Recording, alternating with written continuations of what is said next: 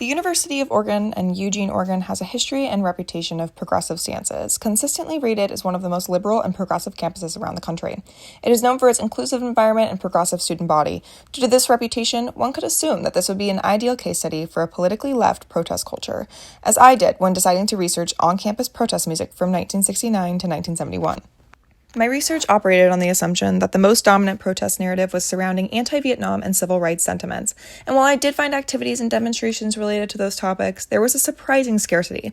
What was revealed in the research were thought-provoking juxtapositions between the dominant historical narrative of civil rights and anti-Vietnam protests being the most highly attended, and the information that actually presented itself, which was that students at the University of Oregon were significantly more pulled towards musical environmentalism, as you'll come to see. For example, a student-led benefit for the Conspiracy 8, also known as the Chicago 8, in reference to 8 anti-war activists charged by the government with conspiracy and inciting riots during a 1968 Democratic National Convention protest, had several bands slated to appear, including the Cleveland Working Company, Portland Zoo, Foreplay, and the Conspirators, and included guest speakers like a UO professor activist who had been tried for his alleged involvement with the riots. Attendance was mediocre, and later attempts by the student body to attend speaking events or concerts benefiting members of the Chicago 8 were promptly turned down by the campus and anti-demonstration groups and leaders at the university.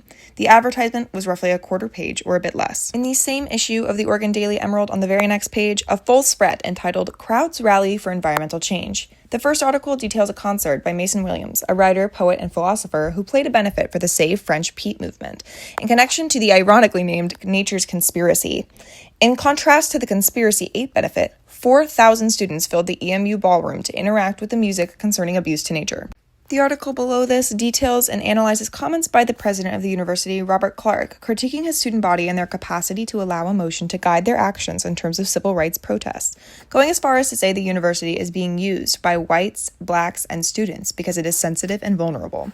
Clark, actively against disruptive demonstrations as it pertains to civil rights, made no on-the-record comment about the aforementioned environmentalist concert that shoved 4,000 people into a university space with a capacity of 525.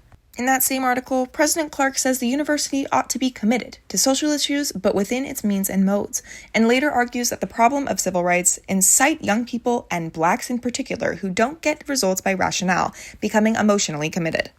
The article on the right reads that an estimated 2,000 people, many of them UO students, traveled to the Willamette National Forest Service headquarters to attend a rally sponsored by Nature's Conspiracy to protest logging in the area. In a later issue of the paper, a juxtaposed duo of articles reads, Speakers Hit Racism at Malcolm X Rally, and Street Closer, Celebrated with Woodstock Northwest. The Malcolm X rally saw 700 people in the EMU Student Union, while Woodstock Northwest sought to close the entirety of 13th Avenue for a minimum of a 1-week celebration after a student was hit by a logging truck. Environmentalism groups banned the use of the vehicles within a large radius of the campus.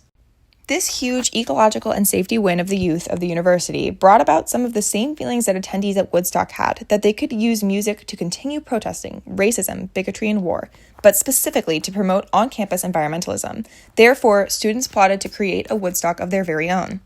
Additionally, this full-page spread conveys the importance of ecology being reflected at the University of Oregon through what they dubbed search classes, whose registration by March of 1970 was 2,600, which does not include the number of students auditing the course and those members of the community who attended regularly.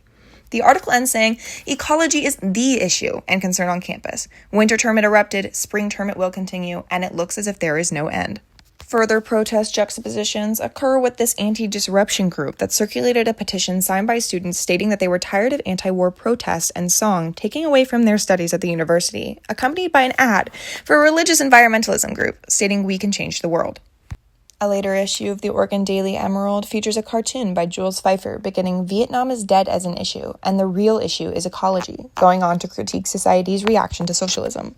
In August of 1970, at the height of the Vietnam War, President Nixon was slated to come to Portland, and so were thousands of anti-war protesters, with National Guardsmen predicting 50,000 violent participants protesting in the streets. The Republican governor of Oregon took an interesting path to avoid violent protests that the country had already seen. Governor McCall's administration, a loosely affiliated group of liberal Vietnam War objectors, and ecological advocates joined hands to create a music festival that would distract protesters from Portland. The festival became the only state-sponsored rock and roll festival in the history of the United States. Named Vortex One, a biodegradable festival of life, the state made music and protest history.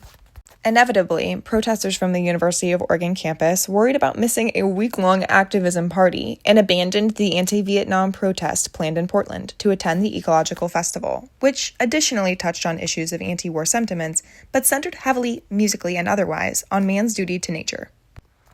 Vortex was successful, drawing 50,000 to 100,000 attendees, and Oregon avoided mass violent protests.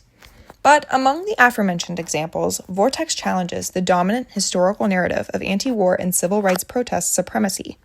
Instead, these examples elucidate the claim that students at the University of Oregon, whether through listening, attendance, or song, often placed environmentalism above all.